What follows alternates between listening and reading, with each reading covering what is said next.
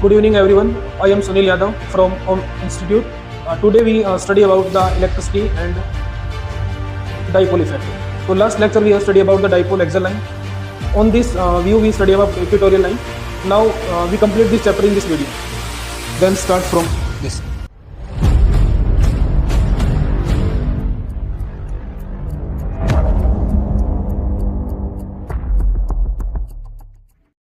Electric field intensity.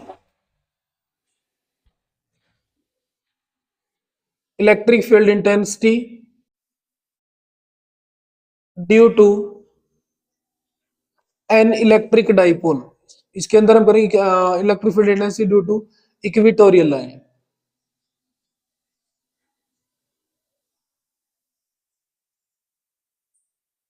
Electric field intensity due to equatorial line. Equatorial line के ऊपर हम electric field intensity निकालेंगे by using dipole, और हम डाइपोल का यूज करेंगे इसके अंदर. तो सबसे पहले हमें डाइपोल के बारे में जानना होगा कि डाइपोल होता क्या है. तो देखो डाइपोल क्या होता है, माइनस क्यू है और ये प्लस क्यू है. दो चार्ज के बीच का डिफरेंस और इसके बीच का जो डिस्टेंस है वो हमने क्या लिया था, 2a. डाइपोल मोमेंट क्या होता था, two equal and opposite charge separate by small distance is called electric dipole. तो हमने दो डाइपोल को सेपरेट किया 2a डिस्टेंस से, और हमें क्या बोला गया यहाँ पे ध्यान दो, इक्वेटोरियल लाइन. इक्वेटोरियल का मतलब होता है परपेंडिकुलर. तो इसका जो ये सेंटर हो गया इसको हम O मान लेते हैं, और इसके सेंटर पे हमने यहाँ पे क्या निकाली, ये पॉइंट ले लिया जिसका नाम है, हमने यहाँ पे पहले रख लेते हैं Q0. यहाँ पर हमने क्या लिया, एक टेस्ट चार्ज लिया है किस पे, P पॉइंट पे. अब इसको हम परपेंडिकुलर ड्रॉन कर सकते हैं यहाँ से. अब हम इसकी स्ट्रेंथ चेक करते हैं नेगेटिव से पॉजिटिव पे. तो देखो नेगेटिव चार्ज हमेशा पॉजिटिव को क्या करता है, अट्रैक्ट करते हैं. तो ये वाला जो चार्ज है वो इसको क्या करेगा, अट्रैक्ट करेगा. दोनों की डायरेक्शन इस पर कर रहे हैं, दोनों एक दूसरे के पास आना चाहेंगे. और दूसरा इसका जो रहेगा वो ये क्या रहेगा कि ये हमारा क्या है, पॉजिटिव चार्ज है, और ये भी क्या है, पॉजिटिव. तो पॉजिटिव पॉजिटिव क्या करता है, रिपेल करता है. इसकी डायरेक्शन भी ये हो जाएगी और इसकी डायरेक्शन ये हो जाएगी.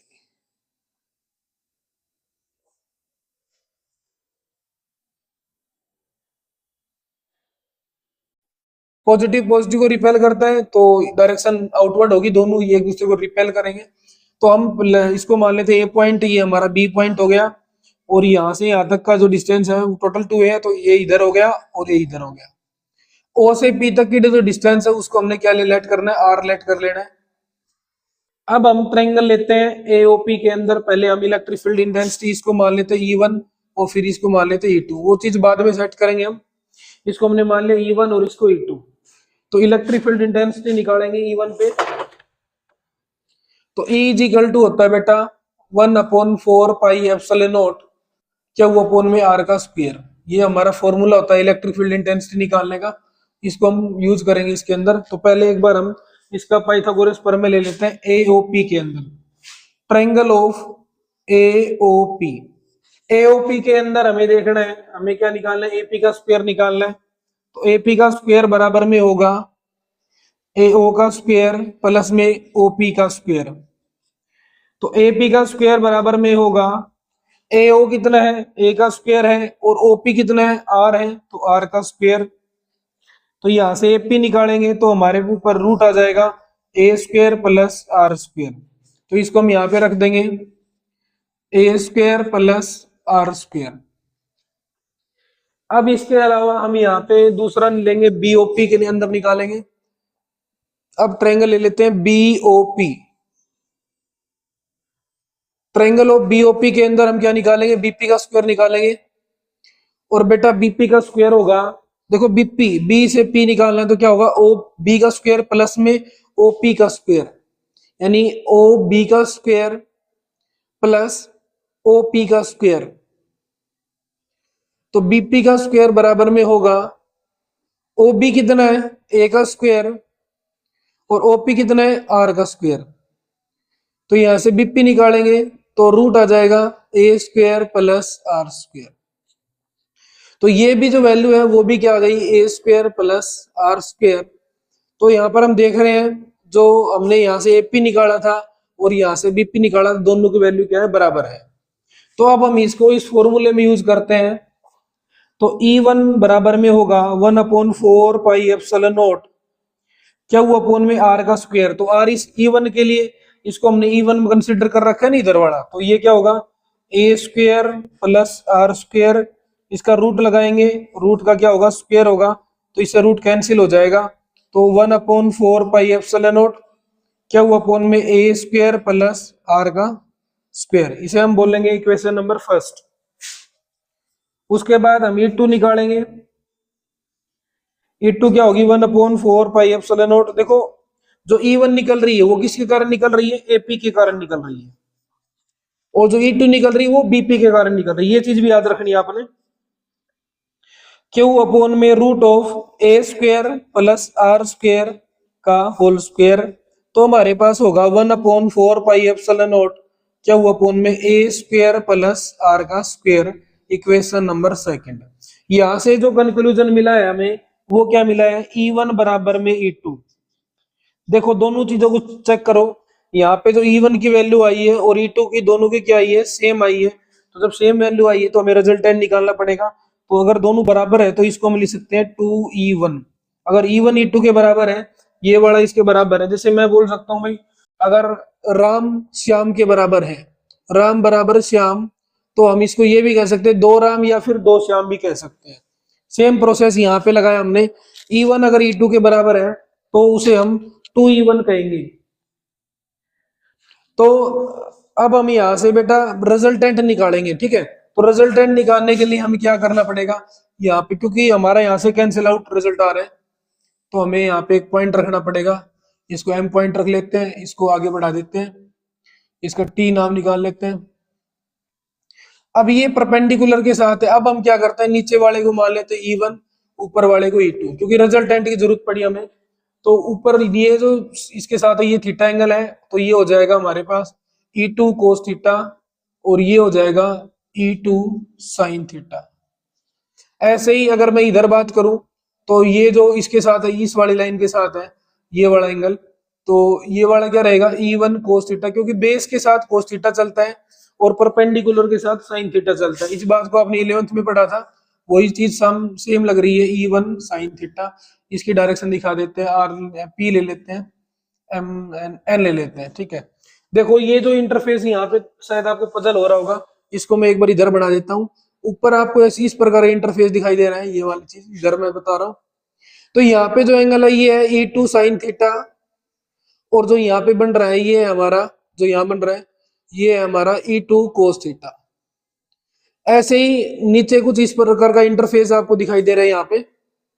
तो ये जो बेस के साथ है ये E1 कोस थीटा, और जो यहाँ बन रहा है ये है हमारा E1 साइन थीटा, ठीक है।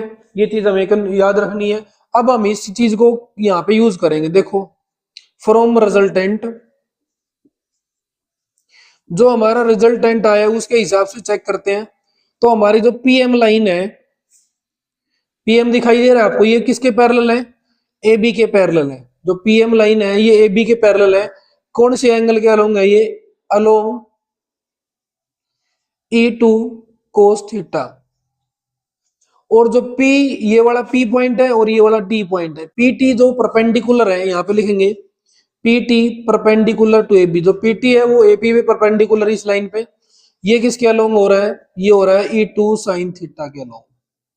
ये रिजल्टेंट लिखने पड़ेंगे, नहीं तो ये क्वेश्चन गलत हो जाएगा।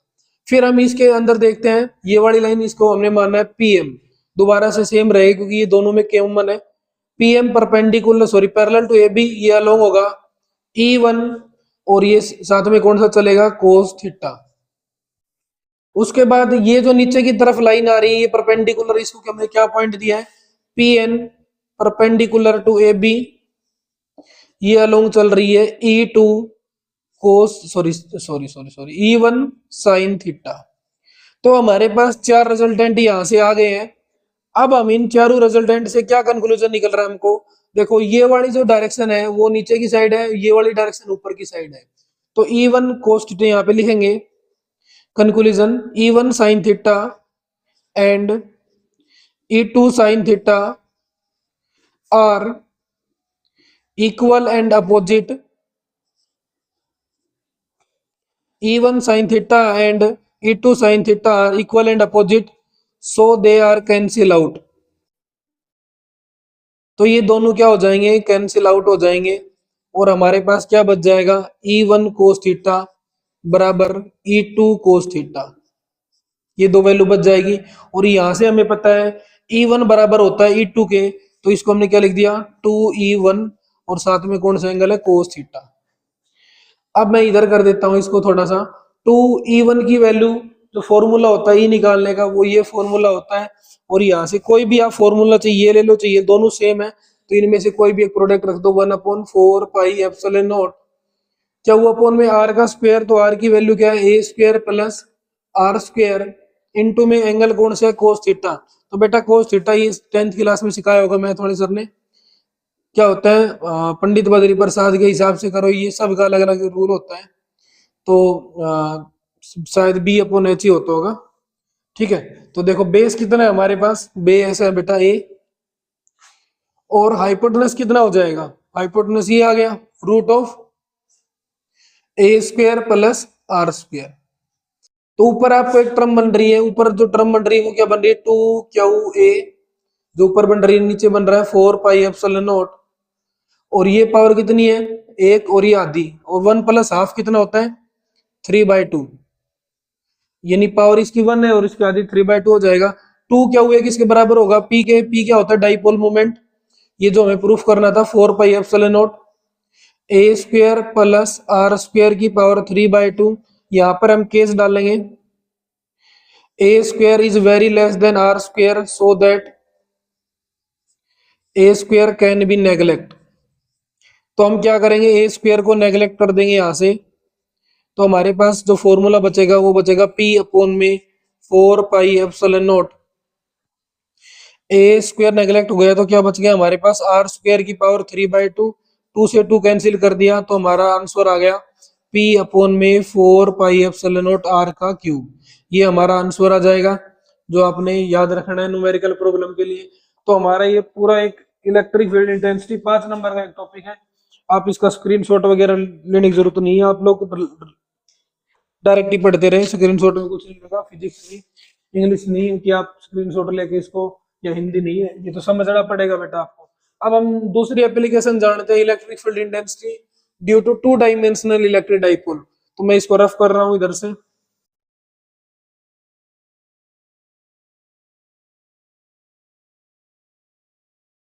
हमारे सेंटर पे 1 फरवरी से 12वीं का नया बैच स्टार्ट हो रहा है, तो ज्यादा मात्रा में एडमिशन लीजिए।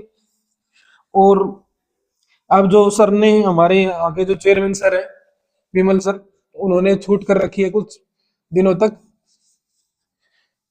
अगर कोई बच्चा 10 फरवरी तक है अगर यहाँ पे एडमिशन लेता है तो उसको 50% फीस में वो छूट रखेंगे, उसके बाद वो फीस जो जर्नली चल रही है वो रख देंगे। तो अभी अपना जो है वो आके एक बार सर से मिल ले क्योंकि, और अपना एडमिशन कंफर्म करवा लें। देन अब हम जानते हैं अभी डाइपोल क्या होता है, तो डाइपोल क्या होता है 2 डायमेंशनल में भी यूज करना है हमें। अब हमारी टीम के अंदर हिमांशु और अजीत जो कैमरामैन है, इनका मैं बहुत आभार प्रकट करना चाहता हूँ जो इतनी मेहनत से वीडियो बना रहे हैं। हमारी तो कुछ नहीं है भाई, हम तो बस लिख देते हैं, बाकी असली जो मेहनत है वो कैमरामैन की और एडिटर की होती है। अब जानते हैं electric field intensity due to two dimensional electric dipole, important topic है, हरियाणा वाले कति रट देना भाई। और HBSC के अंदर ही है और CBSE का यहाँ से न्यूमेरिकल बिल्कुल आएगा, तो CBSE वाले इस रिजल्ट को याद रखें। Electric field intensity due to 2 dimensional electro dipole, तो पहले इलेक्ट्रिक फील्ड इंटेंसिटी कंसीडर कर लेते हैं। तो इलेक्ट्रिक फील्ड के बारे में जाने, तो इलेक्ट्रिक फील्ड कैसे चलती है पॉजिटिव से नेगेटिव, जो इलेक्ट्रिक फील्ड है वो हमेशा चलती है पॉजिटिव से नेगेटिव, याद रखो इलेक्ट्रिक फील्ड चलती है पॉजिटिव से नेगेटिव। अब हमें क्या करना है, इसके बीच में एक डाइपोल डाल देना है, ये डाल दिया मैंने डाइपोल। तो डाइपोल क्या होता है -Q से लेके +Q तक, डाइपोल हमेशा -Q से +Q ही मिलेगा आपको, और इसकी डिस्टेंस भी फिक्स होती है, इधर मैं मेंशन कर देता हूँ 2a डिस्टेंस। अब देखो, अब आपको पता है जर्नल केस है बेटा, नेगेटिव चार्ज है वो पॉजिटिव को अपनी तरफ खींचेगा तो फोर्स उधर लगेगा। ऐसे ही यहाँ पे पॉजिटिव चार्ज ये किधर भागेगा, नेगेटिव की तरफ। पॉजिटिव चार्ज हमेशा नेगेटिव की तरफ जाएगा, नेगेटिव पॉजिटिव की तरफ जाएगा, ये तो बेसिक है चार्ज का। तो हमने यहाँ से फोर्स निकालना है, तो फोर्स इसको पॉइंट मान लेता हूं मैं ए, इसको मान लेता हूं बी। सर एक दूसरे मार्कर का अरेंज करना आपको नेक्स्ट टाइम, ठीक है, क्योंकि ये हाईलाइट नहीं होता है, क्योंकि रेड वगैरह यूज करना पड़ेगा। फोर्स एट ए, तो हमने फोर्स देखना है ए पॉइंट पे, तो बेटा फोर्स निकालने का फॉर्मूला होता है F is equal to q into में ई। तो F1 मान लेते हैं, तो यहाँ पे क्यू कितना है, माइनस का है, तो हमने रख लिया F is equal to q, equation number first. अब force at B, force at B, तो F इज इक्वल टू क्या होगा, प्लस क्या, q E, equation number second. अब निकालते हैं हम नेट फोर्स, तो नेट फोर्स कितना होगा हमारा, F is equal to F1 plus F2, दोनों को हम क्या करेंगे, कंबाइन कर देंगे। तो F1 की वैल्यू है QE और F2 कितना हो जाएगा, प्लस क्या, QE, दोनों को जोड़ देंगे बेटा, माइनस और प्लस कितना हो जाएगा, 0। तो नेट फोर्स कितना आ गया हमारे पास, 0। अब नेट फोर्स 0 आया, प्रॉब्लम बढ़ गई। जब नेट फोर्स 0 आया तो प्रॉब्लम बढ़ी, और प्रॉब्लम का सॉल्यूशन करने के लिए हम किसको याद करेंगे, जल्दी सोचो। जब प्रॉब्लम बढ़ी तो हमने याद किया टॉर्क को। ये 11th क्लास का टॉपिक है, कोई नया टॉपिक नहीं है कि आपको मैं ये रिवाइज कर रहा हूँ इसको। ये 90 डिग्री एंगल यहाँ बनेगा, तो ये हमने टॉर्क निकालने के लिए हमने सी पॉइंट ले लिया। अब हम याद करें, जब भी नेट फोर्स आपका 0 आता है तो टॉर्क को याद करना पड़ता है। टॉर्क, टॉर्क होता क्या है, जिन बच्चों को नहीं पता उनको बताता हूं मैं। ये एक एंगुलर फोर्स होता है। एक तो फोर्स आप वो है जो आप गाड़ी को धक्का मारते हो, वो तो होता है फोर्स। अगर कोई जैसे पंखा चल नहीं रहा तो उसको आप, या फिर हल्का चल रहा है उसको आप धक्का मार के तेज चलाते हैं, उसे बोलते हैं टॉर्क।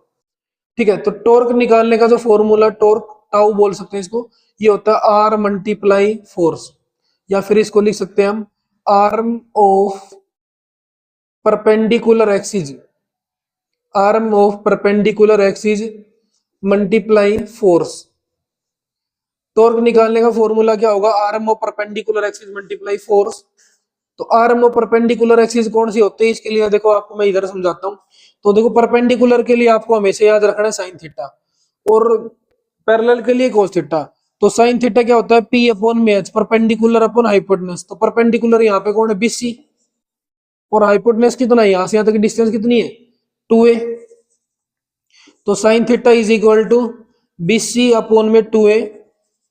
तो हमारे पास यहां से बीसी की वैल्यू कितनी आ गई, 2a साइन थीटा। तो बीसी की वैल्यू आ गई 2a साइन थीटा। तो आर्म ऑफ परपेंडिकुलर एक्सिस की वैल्यू कितनी आ गई, 2a sine theta multiply force की वैल्यू क्या होती है, F इज इक्वल टू, इधर से देख लो, कोई सा भी प्रोडक्ट उठा लो, ये उठा लो, F is equal to q into E. अब हम क्या करते हैं, यहां से मैं इसको देखता हूं, ये बताओ किसका फॉर्मूला बनाई, कमेंट सेक्शन में आपने आंसर देना है। तो बाकी मैं बता देता हूँ, क्या इंटू टू ए जो फॉर्मूला बनाया, ये किसका बना है, डाइपोल मोमेंट पी का फॉर्मूला बना है, पी, और साथ में यहाँ पे कौन बच गया, ई बच गया, और क्या बच गया, साइन थीटा। अब टॉर्क निकालेंगे, अभी इसको, ये हमारा किस में आ गया, स्केलर फॉर्म में, किसमें आ गया, स्केलर। वेक्टर में करेंगे तो क्या कर देंगे, P vector cross E vector. तो ये फॉर्मूला आपको हमेशा याद रखना है, यहाँ से न्यूमेरिकल आएगा, पी की वैल्यू दे रखी होगी, ई की वैल्यू दे रखी होगी, और साइन 30 60 90 30 60 45 90 जो भी होते हैं वो सभी की वैल्यू याद रखनी है, और ये क्लियर हो जाएगा। तो ये था हमारा इलेक्ट्रिक डाइपोल।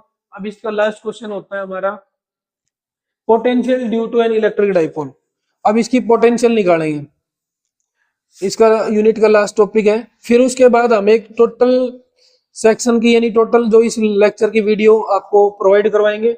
उसके बाद नेक्स्ट वीडियो है वो डेली आपको वीडियो सेक्शन मिलता रहेगा। तो हमारे कैमरा मैन आपको दिखाई दे रहे होंगे।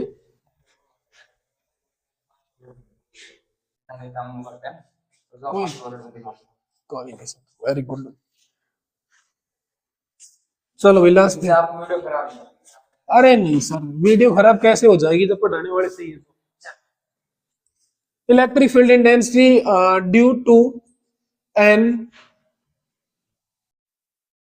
पोटेंशियल एनर्जी, या फिर ऐसे भी आ सकता है, या फिर आएगा potential energy and electric dipole.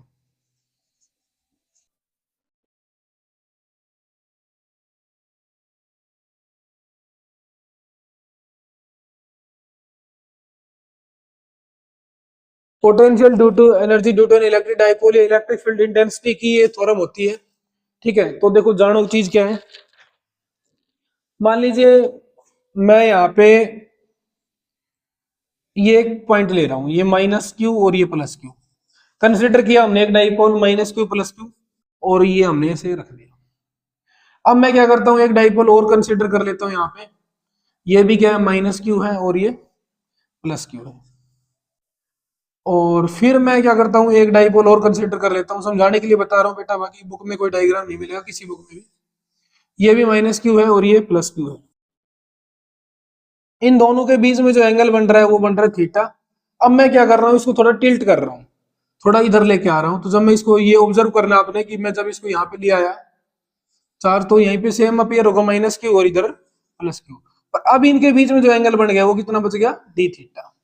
Small angle बन गया, इसको हमने डी थीटा से डिनोट करना है। टोटल एंगल थीटा होता है, स्मॉल एंगल हो गया डी थीटा। ठीक है, तो अब हमें जो यहाँ पे जो वर्क करना है वो इसी पे करना है कि इसकी पोटेंशियल एनर्जी निकालनी है, इसका वर्क डन निकालना है, और डाइपोल का भी यूज करना है।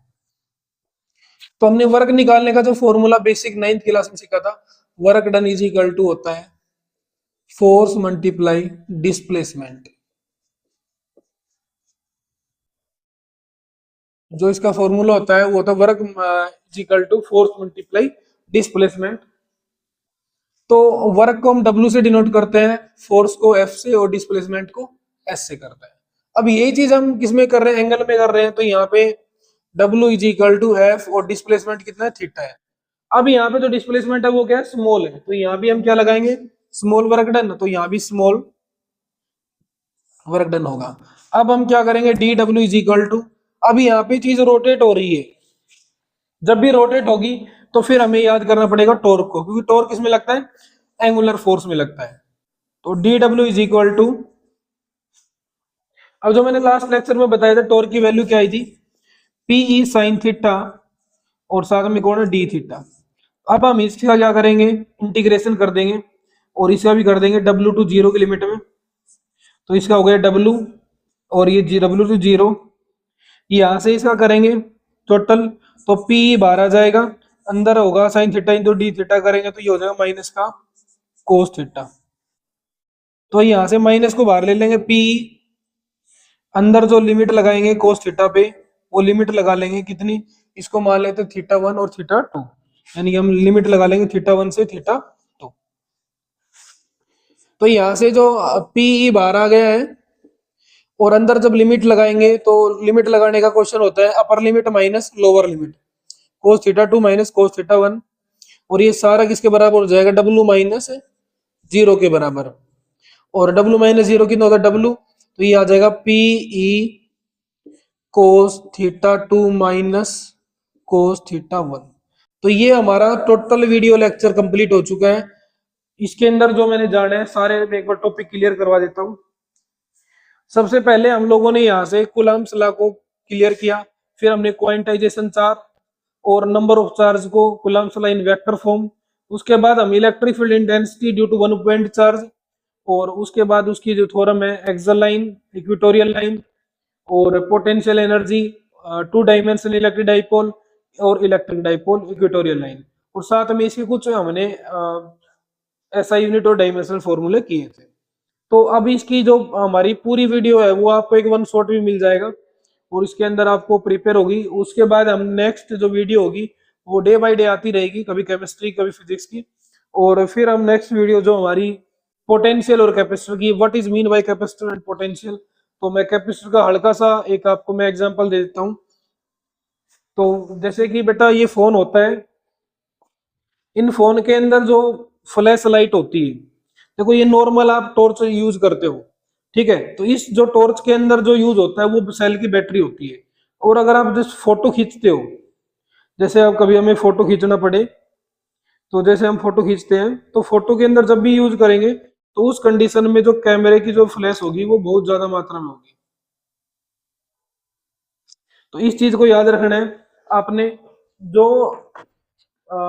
कैमरा तो फोकस करता है, जब भी हम फ्लैश लाइट, कभी तो आपने देखा होगा कि जो कैमरे होते हैं, जब आप किसी शादी विवाह में जाते हो तो जो कैमरे से आप फोटो खिंचवाते हो तो एकदम बहुत ज्यादा मात्रा में लाइट आती है और तुरंत एक बार दिन सा निकल जाता है और फोटो खिंच जाता है। और उसके अंदर जो सेल देखे वो लगभग कितने होते हैं, छोटे छोटे होते हैं, 1.5 वोल्ट के होते हैं, जो आप घड़ी वाले में वगैरह सेल में यूज करते हो गीजर में। तो इन सेल में इतना पोटेंशियल कहाँ से आ गया? तो वो क्या करते हैं, उसके अंदर सारे सेल की एनर्जी को खींच के रखते हैं एक साथ, तो एकदम उसको दे के मारते हैं। जैसे कि आपको मैं समझाता हूँ कि कभी आपने फिल्मों में देखा हो, कोई व्यक्ति है जिसको होश नहीं आ रहा है, तो वो क्या करते हैं, चार्जिंग करके उसकी छत्ती वगैरह पे लगाते हैं और व्यक्ति उठता है। इससे क्या होता है कि अगर वो वहां पे लगा के छोड़ दे तो ये थोड़ी ना उमर जाएगा, वो एक बार चार्ज किया जाता है और लगाते हैं। ऐसे वो भिड़ाएंगे, चार्ज हो गया, लगाते ही एक झटका देगा, बस एक बार करंट देगा, रुक जाता है वो। ये नहीं कि वो बार बार लगातार करंट देगा, ऐसा नहीं हो सकता। ठीक है, तो ये हम नेक्स्ट लेक्चर में जानेंगे। तो आज के लिए इतना ही। जय हिंद, जय भारत।